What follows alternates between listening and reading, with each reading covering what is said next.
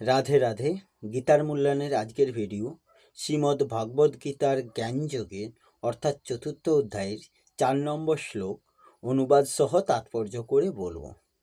4 নম্বর শ্লোক সংস্কৃতে বলা হয়েছে, অর্জুন উবাচ অপরং ভবতু জন্ম পরং জন্ম বিবস্বত কথমেতদ বিজানীয়াং তমাদৌ পোক্তবানিতি।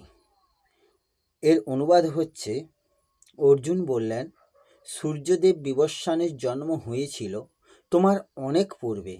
তুমি যে আদিকালে তাকে এই জ্ঞান উপদেশ করেছিলেন তা আমি কেমন করে বুঝব? এই শ্লোকের তাৎপর্য হল, অর্জুন ভগবানের একজন সুবোধিত শুদ্ধ ভক্ত, তাহলে তার পক্ষে কিভাবে শ্রীকৃষ্ণের কথা অবিশ্বাস করা সম্ভব? প্রকৃতপক্ষে অর্জুন এই কথাগুলি তার নিজের জন্য জিজ্ঞাসা করছেন না, কিন্তু যারা ভগবানকে বিশ্বাস করেন না অথবা যে সমস্ত অসুরেরা শ্রীকৃষ্ণকে ভগবান বলে মানতে চায় না তাদের অজ্ঞ ভূমিকা অবলম্বন করে জিজ্ঞাসা করছেন। 10ম অধ্যায়ে সেটি প্রতিপন্ন হবে যে অর্জুন ভালোভাবেই জানতেন শ্রীকৃষ্ণই পরমেশ্বর ভগবান, সব কিছুরই উৎস এবং পরম তত্ত্বের শেষ কথা। সাধারণ মানুষের পক্ষে এটি বুঝতে পারা খুবই কঠিন যে দেবকীর পুত্ররূপে শ্রীকৃষ্ণ এই ধরাধামে অবতীর্ণ হয়ে কিভাবে আদিপুরুষ ভগবান হতে পারেন। তাই অর্জুন শ্রীকৃষ্ণকে এই বিষয়টি নিরসনের জন্য প্রশ্ন করেছেন, যাতে তিনি নিজেই প্রামাণিকভাবে তার পরিচয় প্রদান করেন।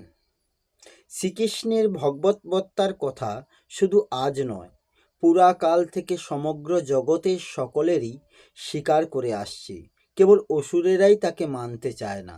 সে যাই হোক, শ্রীকৃষ্ণ যেহেতু সর্বজন গ্রাহ্য প্রামাণ্য উৎস, তাই অর্জুন এই প্রশ্নটি তার কাছেই উত্থাপন করেছিলেন, যাতে তিনি তার সম্বন্ধে অসুরদের এবং কেবল তাদের অনুগামীদের বোধগম্য বিকৃত ব্যাখ্যা বর্জনপূর্বক যথার্থ ব্যাখ্যা প্রদান করেন। প্রত্যেকেরই নিজেদের স্বার্থে শ্রীকৃষ্ণের সম্বন্ধে প্রকৃত তত্ত্ববিজ্ঞান জানা অত্যন্ত প্রয়োজন। তাই কৃষ্ণ স্বয়ং যখন তার নিজের সম্বন্ধে বলেন, তখন তা সমস্ত জগতের জন্য মঙ্গলপ্রদ হয়। ভগবান শ্রীকৃষ্ণের দ্বারা বর্ণিত এই তত্ত্বজ্ঞান অসুরদের কাছে উদ্ভট বলে মনে হতে পারে, কারণ তারা সবসময় শ্রীকৃষ্ণকে তাদের নিজস্ব দৃষ্টিভঙ্গির পরিপ্রেক্ষিতে বিচার করতে চায়। কিন্তু ভগবানের ভক্ত শ্রীকৃষ্ণের নিজের দেওয়া ভগবত তত্ত্বকে সর্বান্তকরণে গ্রহণ করে কৃতার্থ হন। ভক্তবৃন্দ চিরকালই শ্রীকৃষ্ণের প্রদত্ত এই পরম তত্ত্বের উপাসনা করেন, কারণ তারা সর্বদাই ভগবানের সম্বন্ধে আরও বেশি করে জানতে আগ্রহী।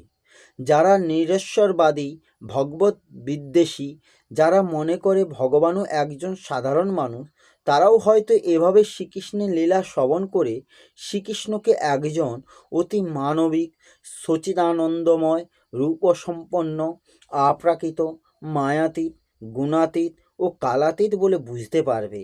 অর্জুনের মতো একজন ভগবত ভক্তই অবশ্যই শ্রীকৃষ্ণের দিব্যস্তর সম্বন্ধে কোনো সংশয় পোষণ করেন না। অসুরেরা যে শ্রীকৃষ্ণকে জড় প্রকৃতির গুণের অধীন একজন সাধারণ মানুষ বলে মনে করেন, তাদের এই অবিশ্বাসজনিত নিরীশ্বরবাদ খণ্ডন করার উদ্দেশ্যেই অর্জুনের মতো শুদ্ধ ভক্তেরা ভগবানের কাছে এই ধরনের প্রশ্নের উত্থাপন করেন। এই হল শ্রীমদ্ ভগবদ্ গীতার 4র্থ অধ্যায়ের 4 নম্বর শ্লোকে অনুবাদ সহ তাৎপর্য। আসবো পরের ভিডিওতে। রাধে রাধে। জয় শ্রীকৃষ্ণ, জয় গীতা।